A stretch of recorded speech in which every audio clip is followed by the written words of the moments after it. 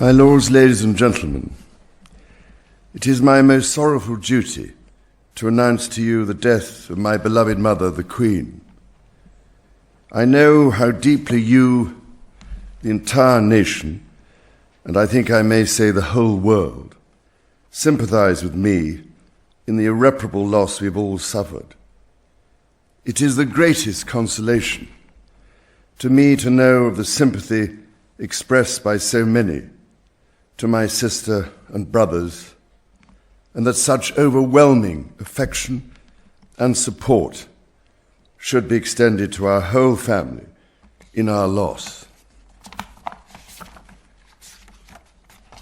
To all of us as a family, as to this kingdom and the wider family of nations of which it is a part, my mother gave an example of lifelong love and of selfless service.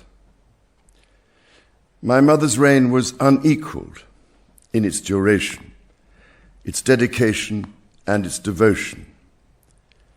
Even as we grieve, we give thanks for this most faithful life. I am deeply aware of this great inheritance and of the duties and heavy responsibilities of sovereignty which have now passed to me.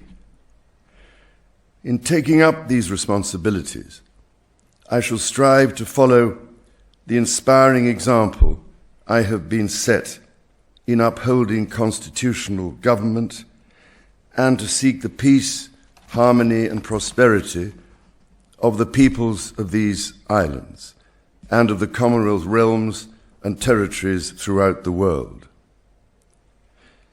In this purpose, I know that I shall be upheld by the affection and loyalty of the peoples whose sovereign I have been called upon to be, and that in the discharge of these duties, I will be guided by the counsel of their elected parliaments. In all this, I am profoundly encouraged by the constant support of my beloved wife.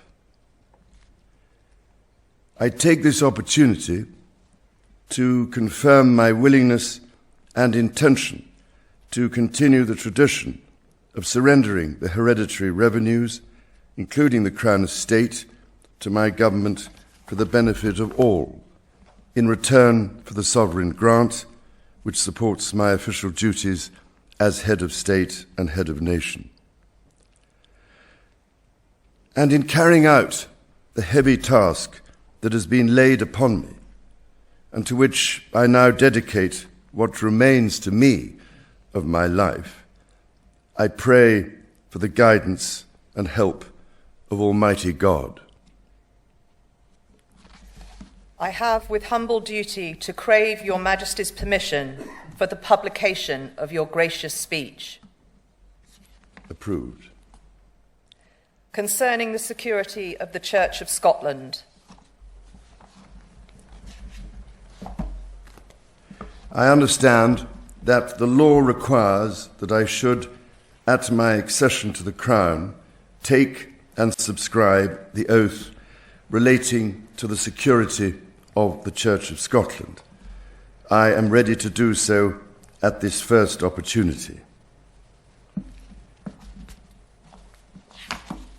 I, Charles III, by the grace of God of the United Kingdom of Great Britain and Northern Ireland, and of my other realms and territories, King, Defender of the Faith, do faithfully promise and swear that I shall inviolably maintain and preserve the settlement of the true Protestant religion as established by the laws made in Scotland in prosecution of the claim of right, and particularly by an act intituled An Act for Securing the Protestant Religion and Presbyterian Church Government, and by the acts passed in the Parliament of both kingdoms for union of the two kingdoms, together with the government, worship, discipline, rights and privileges of the Church of Scotland. So help me God. I now invite Your Majesty to subscribe both copies of the instrument, confirming the oath has been taken.